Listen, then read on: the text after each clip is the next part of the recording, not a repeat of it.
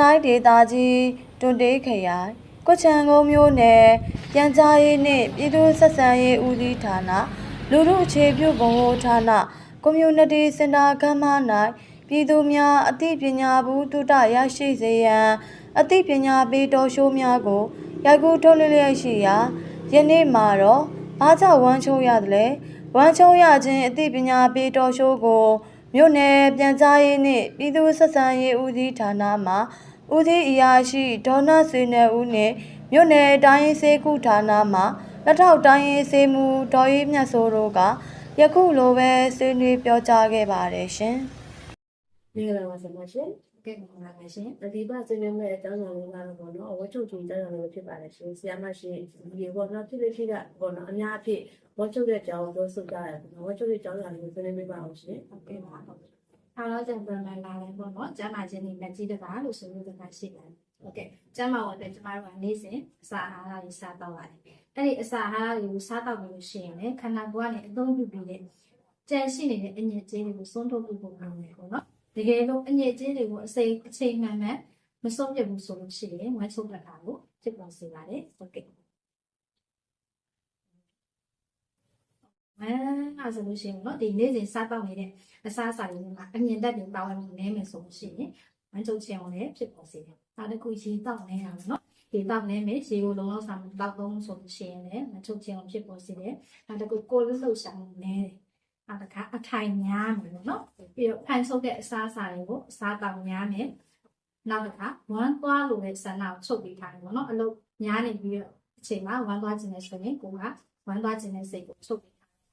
နောက်တစ်ခုခန္ဓာကိုယ်ထဲမှာရှိတဲ့ကိုယ်ရင်းယောဂါတွေကြောင့်နေတဲ့ဝမ်းချုပ်ခြင်းကိုဖြစ်ပေါ်စေပါတယ်တဲ့ဟုတ်ကဲ့ဝမ်းချုပ်မယ်ဆိုတော့ဝမ်းမချုပ်အောင်ပြုတင်ရဝင်မှုများရှိနေပြပြပါဦးရှင်ဟုတ်ကဲ့ဝမ်းမချုပ်အောင်ဒီနေ့စဉ်စားတော့နေတဲ့အစားအစာတွေမှာပေါ့အမြင်တက်ပါတဲ့အစားအစာတွေကိုစားသုံးပေးရပါမယ်ဥပမာပန်းသီးရှောက်သီးဆန်လုံးညိုဂျုံပေါ့နော်နောက်တစ်ခါအခွန်မှာစားလို့ရတယ်ပဲအမျိုးမျိုးပေါ့ဒီပဲရောက်ရှိရွှေပဲသီးတို့ကလင်ပဲတို့စားတာလေးစားလို့ရပါတယ်နောက်တစ်ခုနေ့စဉ်တက်ရှင်းတဲ့ရေကိုလုံလောက်အောင်တောက်တော့ပါမယ်ရေပုံမှန်ဆိုရင်အနည်းဆုံးပေါ့နော်လူကြီးကအနည်းဆုံးတစ်နေ့ကိုရေ2လီတာလောက်တောက်ပါတယ်နောက်တစ်ခုပိုလက်လှူရှာမှုကိုမှန်မှန်ပြုလုပ်ပြရတယ်ဟုတ်ကဲ့ပါဘာလို့လဲဆောင်းရအချက်လေးနော်စက်လေးရှိနေစနေလို့ဆောင်းရမယ်ဆိုလို့ရှိရင်တော့ဒီဝမ်းရှော့တာကိုသက်သာခြင်းလို့ပြောတာအငန်အခါရရရှိတဲ့စေဝါတက်စာတွေကိုမိဝဲပေးရတယ်ပေါ့ဥပမာရှားတောင်းလက်ပတ်နဲ့လှုပ်ထားတဲ့ဆေးတွေစခါရှောက်တီးတံမြာလေးပါတဲ့စေဝါတက်စာပါလာနေတရည်သည်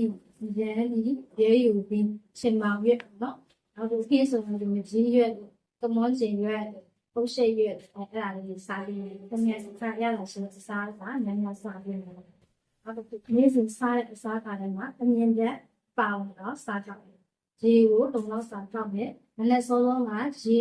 ဝအောင်ပေါက်တဲ့အလေးချိန်တွေလုပ်နော်နောက်တစ်ခုကိုလက်လှုပ်ရှားမှုကိုမှန်မှန်ပြုလုပ်ပေးခြင်းတွေဆောင်ရွက်နိုင်တယ်လေဘာလို့တော့နော်အဲ့ဒီဆောင်းရလေးပြင်လို့နော်ဆောင်းရစနေလည်းရှိနေတယ်ဒီလိုပါ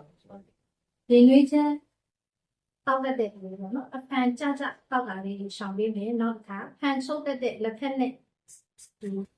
အသီးနဲ့တရသီးကိုဈေးပြူသီးကိုတို့စားတာလေခံကားသီးအဲ့ဒါမလကားသီးစားတာလေပေါ့အကျော်အလုံးစားရကြတယ်လေကိုကအကျော်လို့စားတာလေပေါက်ဆွဲကျော်ကြာတန်ကျော်နောက်တစ်ခုကောင်းရင်းနဲ့လုပ်ထားတဲ့အစားအစာတွေကိုချိန်ခံများစွာစားတော့တာလေရှောင်နေပေးမယ်နောက်တစ်ခု